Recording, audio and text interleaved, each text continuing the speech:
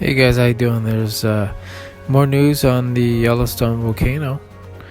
They said there was 133 earthquakes registered in 1 month.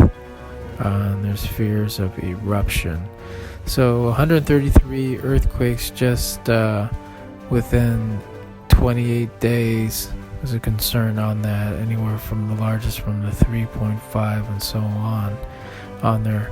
So definitely a lot of activity happening on that earthquakes in Yellowstone. So you can see the map here where it shows the earthquake points on where it was located there in Yellowstone as well.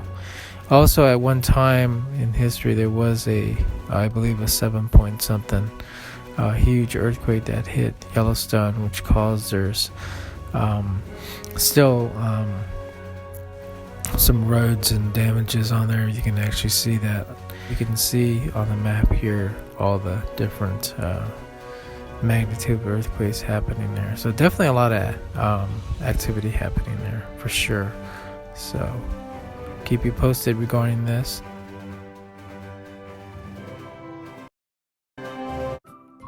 Thank you for watching. Please subscribe to us on YouTube. If you like, donate to us, visit home on the page PayPal.